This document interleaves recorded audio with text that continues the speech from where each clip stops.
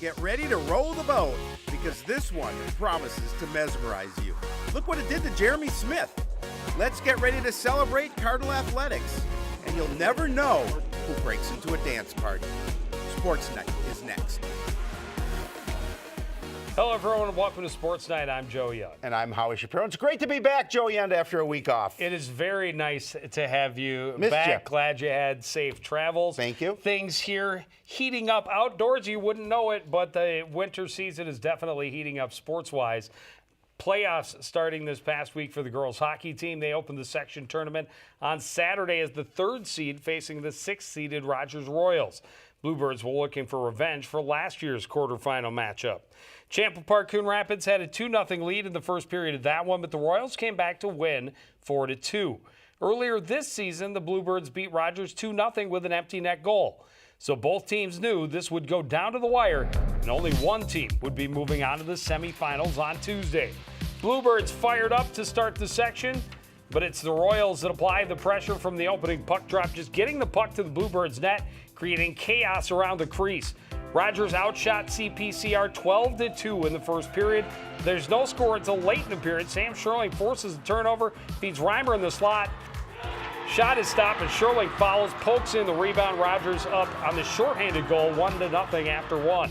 Start of the second, it's the Royals that turn it over. Hannah Lisney just playing it toward the net from the neutral zone, gets a funny bounce, and all of a sudden we're tied up just 31 seconds into the second period. CPCR got a little momentum, and they used it on the power play. Anna Bezcalo out front to Haley Williams on the doorstep. She scores. Bluebirds take the 2-1 lead into the third period, despite being heavily outshot. Goes to the final minute of regulation. Royals creating chaos again, whacking away at the loose puck out front. Bluebirds can't clear. Ella Ottakirk buries it to tie the game and send it into overtime.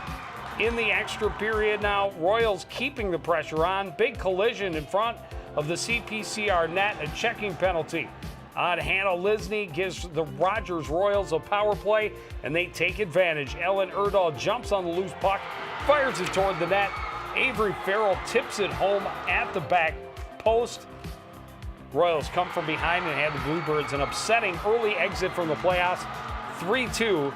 The final in overtime. Yeah, it has to be upsetting, and obviously I wasn't there, you were, but imagine that didn't get the pressure on the Rogers net that they wanted to. Obviously, you saw in that first period, outshot 12-2, and that's a disappointing loss because, you know, again, it's a team that's played them tough, but you come in as the 3 seed against the 6 seed. You should, on paper, of course, beat that team. It's 2 years in a row that the Royals have upset the Cardinals and sent them home as the higher seed. Yep. With a first-round exit. Only upset in the first round of the tournament. Maple Grove, the 1 seed, had the bye. Blaine blanking Anoka 6-0 to get into that quarterfinal. Centennial, the number 2 seed, passed Spring Lake Park with a 4-0 win. So they will take on Rogers on Tuesday night this week for the championship. Yeah, tough way to end a pretty good season for the girls squad. Yep. Well, the boys hockey team wraps up the regular season schedule this week after getting 2 of their 3 games in last week. On Tuesday night, the Cardinals hosted the Providence Academy Lions. A little snow couldn't stop this late season non-conference game on the CTN outdoor rink. This was a good chance for the Cardinals to end their 5-game losing streak. Coon Rapids starts the scoring 7 minutes in. Puck dumped in deep. Great hustle by Ryan Corey. He centers. Derek Knapp is there to put it home. His 2nd of the season gets the Cardinals the lead. Nice goal there. Well, just 30 seconds later, Tommy Carl's using his speed to take this one coast to coast, gets behind the defense, slides the puck 5-hole to make it a 2-0 advantage. Cards never trailed in this one. We're still in the first. Caden Carey with a sweet little move to beat the defender. Then he sets up Ryan Corey, who buries the wrist shot, and Coon Rapids has a 3-goal lead. Providence got one back late in the first, but the Cardinals get the only tally of the second. Tommy Carls again patiently all the way around the net, finally finishing for his 2nd of the night. 4-1 Cards going into the 3rd. Coon Rapids setting up front. A.J. Carl starts it with a pass out in the corner. Then when shot goes wide, he jumps on it, finishes it the wide open cage. Cards control pretty much start to finish in a 5-2 win. And Joe, that's a game that they needed and they should have won. Yeah, and they did. Well, and Providence has a couple of really nice players. Actually, one of their top players was not in the lineup for that game. That definitely handicapped the Lions a little bit. But the snow equalizes some things as far as puck control is concerned. Slows the game down a little bit. They had a couple of guys that could really fly, really play the game. But the Cardinals' depth showed through, and they are used to facing a little bit higher caliber of opponent, and that was a win that at the end of the season they really needed to have, because the rest of the schedule does not look easy for the Cardinals, including a matchup with a top 10 team in the Blaine Bengals on Saturday, and they lost that one 8-1. Wyatt Ball had the one goal for the Cardinals. Van Holzen and Tommy Carls had assists. Connor Wise made 56 saves and still gave up 8 goals. Wow. So a lot of shots on net, but that is and a nice save. A lot of nice saves, but eight goals. Well, is a lot, and the Maple Grove game is coming up on Friday now. Right. It was supposed to be last Thursday. Yep. They're a top 10 team, and then Andover tonight, Tuesday night, the number 3 ranked team in the state, and then in between those two will be Anoka on Thursday. Was supposed to be the final regular season game, but now they're playing that Maple Grove game on Friday afternoon, actually at 4 o'clock in the afternoon, so an early game. And that Anoka game is going to be big in terms of section seeding. So of those 3 games, that game probably the most meaning to the Cardinals. Well, and it is the most winnable, to be certain, of Yep. on their remaining schedule. Well, the wrestling team heads into the section championships this week, riding some good momentum and looking to be a contender in a very tough field. Cardinals only competed one day last week, but it was another tri-meet with a pair of conference rivals. They were in Maple Grove on Friday, but first up was a duel with the Park Center Pirates. This is a team the Cardinals should handle easily, and that's exactly what they did. The Cardinals won at every weight class against the Pirates, and they racked up the pins. Logan Rothstein gets his guy all wrapped up, gets the pin in the second period at 120 pounds. 15-0 lead after 3 matches. 138 pounds, solid single leg takedown for Joe Robin. He'll get his man locked up and flipped over in an armbar. His pin pushes the Cardinal lead to 33.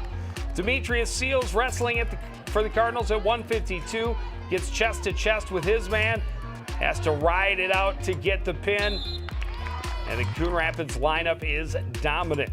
Sophomore Riley Hargraves is just a second-year wrestler, and he's taken his lumps at 182 this season, but he takes care of his man against Park Center. His pin keeps the Cardinals train rolling. Senior Nick Berg, not to be outdone by anyone, he makes quick work of his man at 195, scoring this first period pin. He hardly even breaks a sweat. Similar story at heavyweight.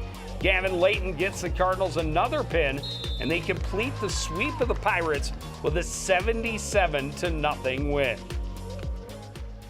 The Cardinals wanted to keep that momentum going into their second duel of the night. The host Maple Grove Crimson would present a little better challenge than Park Center, but this was another opponent the Cardinals needed to dominate to prove they're ready for section tournament. And the Cardinals start right off the bat, 106. Jay Schmant gets his man in the cradle and puts his match to rest. Pin in the first match sets the tone for the night. 126, Nick Lattery has missed a lot of action with an injury, trying to get back in form for the tournament time. Controls his match, ends early with a tech fall. In there, coming up, Joe Robin on the mat, 138. He stretches his man out using his legs to control the head. Gets the pin. Coon Rapids up big, 26-6. Moses Madimba wrestling at 160 against Maple Grove, and he'll get the Cardinals another pin. Not as dominant as they were in the first duel of the night, but still very impressive 56-16 win. So a couple of nice wins against teams they should have beaten. Yes, absolutely. But now you look at the section, and you've got Anoka and Blaine both ranked in the top 12. Yep. You got Forest Lake also, and section. Cambridge Isani that are both in the lean and mean with the Cardinals. So you got 5 teams in the top 15, 20 teams in Minnesota, all competing for one section tournament championship, and that happens on Friday. It's now a one-day tournament too. So to get to the state tournament, you have to win 3 matches on Friday, 3 duels, and you're talking 5 of the 8 teams are within the top 20 in the state. That's pretty impressive. And it's impressive. It's going to be fun. It's going to be a great wild Friday for sure. Well, and then next weekend, Friday, Saturday, they will have the individual section tournament, and then the state tournament starts on the 28th. Gymnastics team wrapped up its regular season against Elk River last Monday, and they broke 130 again. They come up short against Elk River, but they get 130.5. A nice way to finish their regular season. Cassie Rushmeyer led the team on the vault with a 4th place finish. Kalia Jones was in 6th. Aaliyah Vu, the top finisher on the bars, with a 7.8. Rachel Dieters was 2nd place on the beam with an 8.925. And Cassie Rushmeyer, also the leader for the Cardinals, on the floor with a 4th place finish. They have sections, their section championships coming up on Friday. Their state tournament is next weekend. Well, it's really nice scoring those 130s as the season draws to that section, section tournament time. Well, and it's a team that's still pretty young, so most of what they have out there this season will be back again next year. That much more seasoned, experienced, and hoping they can make a strong finish at section tournament this weekend. No question. Swimming and diving team still has another week or 2 to prepare for their section tournament. It's coming up next weekend. Nordic ski teams in their section tournament last week, I should say, at Theodore Wirth down at Golden Valley. They did get a pursuit in, starting with the classic race and then finishing with the freestyle. The boys team for the Cardinals finishing in 8th place overall in Section 5.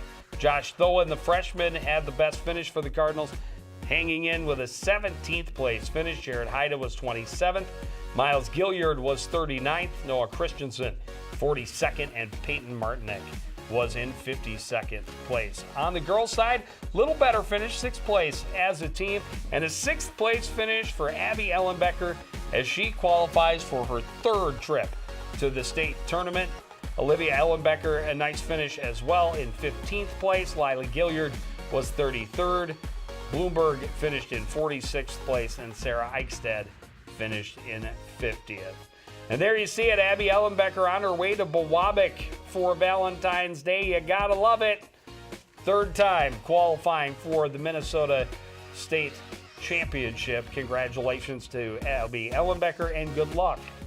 Very impressive. The race on Thursday. Very impressive. 3 times. That's not easy to do. No. Alpine ski team in their section tournament, also up in Bowabic last week. The boys team finished in 14th. Reed Smith, the leader, with a 29th place finish. Hawkinson behind him. Kai Tweedy was in 63rd.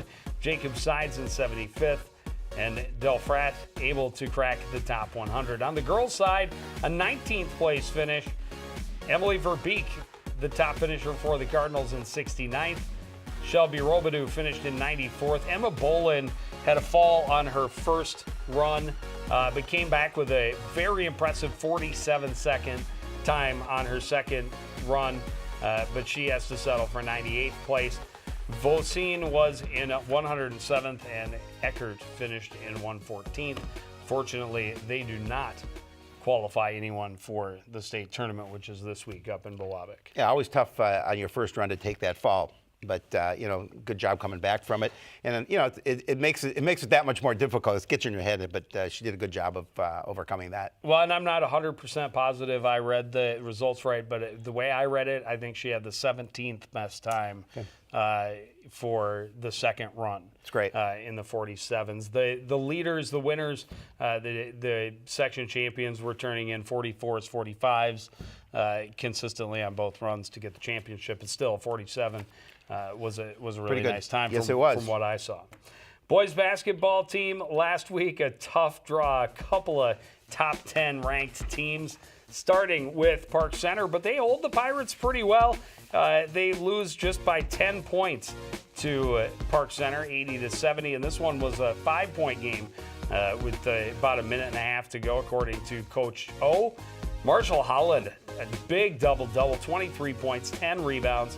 David Asayame, a double-double as well with 19 and 13. Morange chipped in 8, and Elijah McGrath added 7 points. Jordan Doe had 5 points and 4 assists. Well, the Cardinals welcomed another top team to the Fieldhouse Friday night when 9th-ranked Champlin Park paid a visit. The Rebels were 13-5 on the season, and 4 of their 5 losses were to other top 10 teams. They handled the Cardinals easily in their first meeting, and they were intent on doing the same the second time around. Coon Rapids trailing from the start, but keeping things close. Early, Lucky Morange hits a 3 from the top of the key. Cardinals' first points of the night. Cardinals nearly cough it up, but get it right back and take advantage. Marshall Holland drains the 3, his first points of a career night. Holland again, this time driving to the baseline. He gets the basket and the foul. It's a 2-point game 6 minutes into the first half. But that's when the Rebels go on a run. Champlin Park opens their lead to 15 points. By midway through the first half, Benedetto had 23 points to lead the visitors. Champlin's defense stifling, but they get caught on this one. David Osaime all alone for the jam. He had a dozen for the Cardinals, but they trailed 21 at the half. Even up big, Rebels staying strong on defense. Jacob Johnson skies to stop Osaime from getting the easy 2. Champlin Park controlled from start to finish, but they couldn't stop number 11.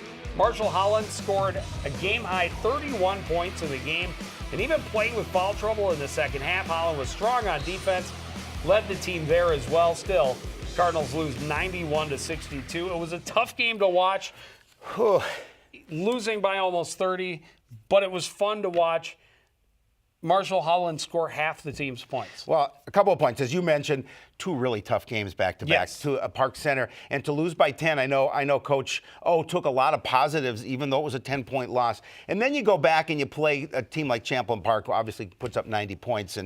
But Marshall Holland has been picking up the slack in scoring as of late. 23 against Park Center, now 31 against Champlin Park. That's a nice week. And that's what they need from Marshall. And they obviously need it from other players, but he needs to lead the way for this club, I believe. Well, they started this week with a makeup game against the Blaine Bengals, and the Cardinals come up by just about 20 points shy of what the Bengals put up. Jackson Aurelius, the leader, with 13 points. Jordan Doe with a dozen. Marshall Holland held the 7. Osaime and Mon each added 5. And they've got there are a couple of road games this week. Yep. They're at Centennial on Wednesday and at Maple Grove on Friday. Well, the girls basketball team only got to play one of their 2 scheduled games last week, and it was against one of the best teams in the state. The Cardinals were at Park Center on Tuesday night to take on the 5th-ranked Pirates. Coon Rapids had lost 12 in a row, while the Pirates were riding a 16-game winning streak. It would be all the Cardinals could do to keep themselves even close in this one. Park Center comes in and sets the pace on their home floor. Aaliyah Ragulin steps up and hits the mid-range jumper. Pirates by 4 early on. Coon Rapids trying to keep pace, good passing to beat the press. Destiny Artist on the run, able to score behind the defense. Cardinals keeping within striking distance. Lauren Frost taking this one on the run. Great no-look pass to find Adalia McKenzie underneath for the easy basket. Start of a monstrous and momentous night for her. Still in the first half, Sydney Kerr with a strong move to the basket. She scores, Kerr with a team-high 11 points. Well, Park Center already a huge lead late in the first half. They get Jenny and Tomway with room in the paint. She scores, but the Pirates are up 41-22 at the break. Big play in the second half. McKenzie gets a hand in on the pass, wins the race for the ball at the other end, and scores on the layup. The celebration starts immediately for her 1,000th career point, easy for me to say. She had 42 points in the game, 42 points. And the Pirates dismantled the Cards 82-41, got her 1,000th point, and 42 in the night. That's a memorable night for that young lady. It's a monster. Yes. It's a monster game. Yes. She outscored the Cardinals by herself with 42 points.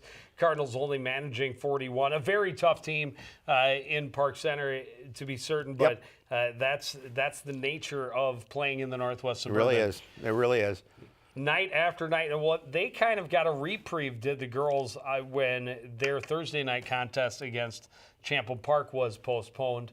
I gave them a little bit of extra time to try and bounce back, but the Cardinals started this week with the rescheduled game against Blaine, team they lost to by just 3 points in Game 1. Both teams have had tough stretches this season. The Bengals had won 2 of their previous 3 games, though. Still, the Cardinals saw this as a great opportunity for a long overdue victory. One of the Cardinals seniors said during warmups, "We are not losing this game," and they take the reins early on. Lexi West making it rain from high on the right side. Coon Rapids in control. Cardinals pushing the pace, this time down the court. Jenny and Tom Way finishes the fast break underneath. Coon Rapids playing with the lead most of the night.